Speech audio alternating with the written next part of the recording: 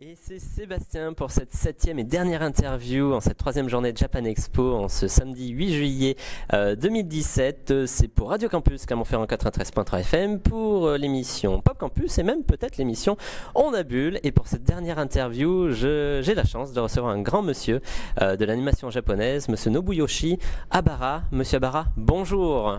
Bonjour.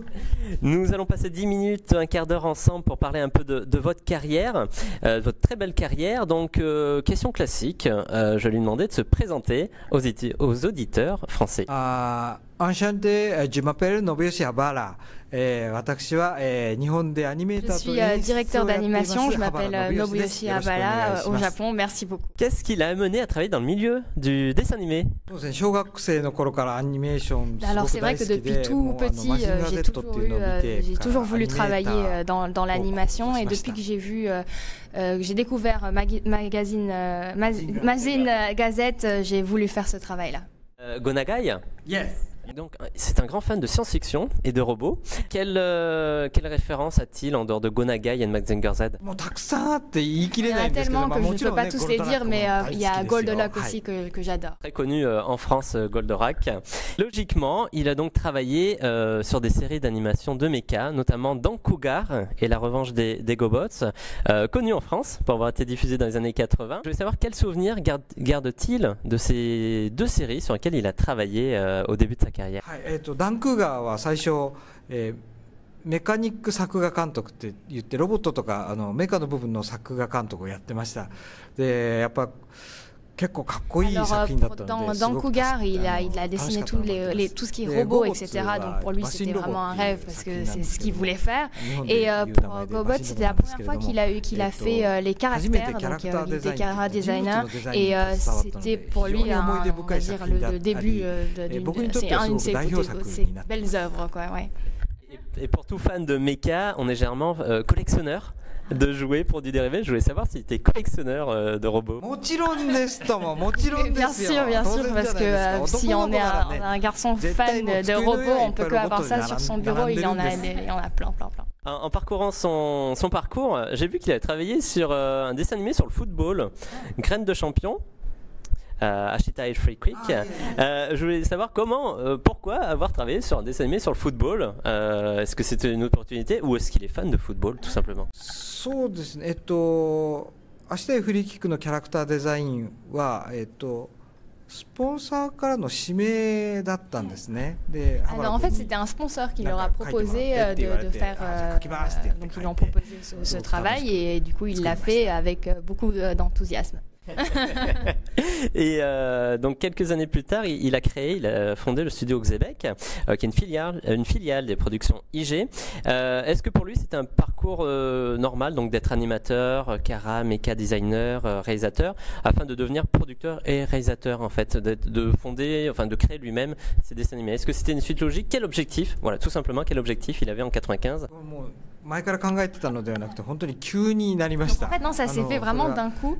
Lui, il était aux États-Unis à ce moment-là, et il y a un ami, ou plutôt un senpai à lui, qui lui a téléphoné avec un téléphone international, et il lui a dit aujourd'hui j'arrête en fait. Donc il a dit moi aussi j'arrête et je te suis. Et du coup ils ont créé ensemble le studio Xebec, et en tant que projet en fait pour eux c'était de faire ce qu'ils avaient envie vraiment de faire, des belles œuvres. De produire des belles œuvres.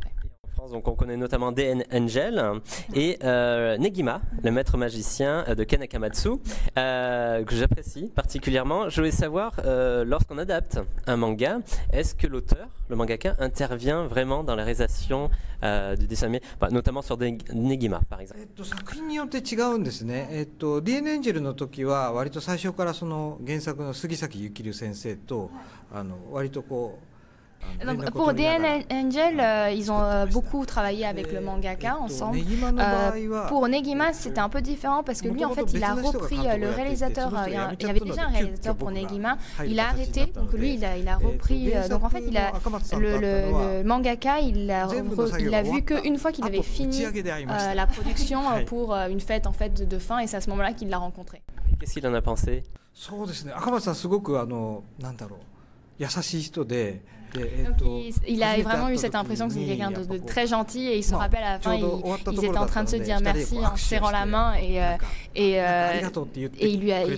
se rappelle qu'il lui a dit merci et voilà. On arrive à l'actualité. J'ai vu qu'il allait sortir, ou c'est peut-être déjà sorti au Japon, Space Battleship Yamato.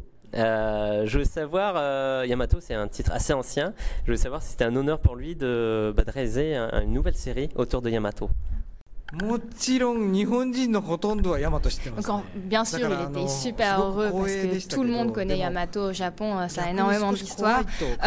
Mais en même temps, il avait très peur parce que c'est beaucoup de poids en fait de reprendre Yamato. C'est un titre qui pèse beaucoup. Mais il fait de son mieux et il est très honoré en fait de pouvoir reprendre Yamato. Il est invité à Japan Expo pour les 100 ans d'animation japonaise. Je voulais avoir son avis, son regard sur le marché actuel du dessin animé, sur l'évolution au cours de ces dernières années, depuis qu'il a commencé notamment sa carrière. 僕がアニメーションの業界に入った時はまだアナログでした。本当にこう一枚一枚こう筆で塗ってセルに色を塗って作ってたんですけども、今はもうデジタルになってます。で Donc lui, il a connu l'analogue, il est passé de l'analogue au digital, où l'analogue, il dessinait sur les celluloïdes, etc. Et donc de passer aux deux, il a connu vraiment, il a travaillé avec les deux, et il y en a qui aiment moins le passage en fait au digital, mais lui, il trouve qu'il y a des bons points dans les deux, et le fait que ça soit digitalisé maintenant, il pense que l'animé va encore mieux, évoluer et être de mieux en mieux. On arrive quasiment au terme de cette interview. Je voulais savoir s'il existait une recette d'un bon dessin animé. あります。Oui, ça existe. 僕が考えるのは、やはり自分の作っているアニメを大好きになることなんですね。 Donc, le plus important, c'est de aimer ce qu'on fait et que ça soit l'original ou que ça soit par rapport au manga, c'est vraiment super important de aimer tout, aussi bien les caractères de tout ce qu'on est en train de faire. Et à partir de ce moment-là, ça sera extraordinaire et l'œuvre de fin sera superbe. Dernière question, quelle est sa plus grande fierté professionnelle?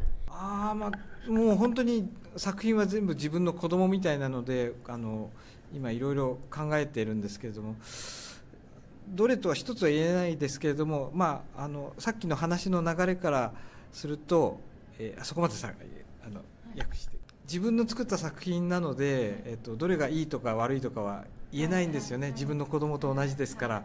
だけど、今までの今日のこの話の流れから一つEn fait, c'est impossible de trouver de dire qu'il y en a un qui préfère parce que c'est tous comme ses enfants. Après, par rapport à l'histoire de tout à l'heure, c'est vraiment donc avec Negima, ce qui s'est passé, c'est qu'il était assez anxieux par le fait de commencer avec parce que c'est très nouveau pour lui avec des caractères féminins, etc.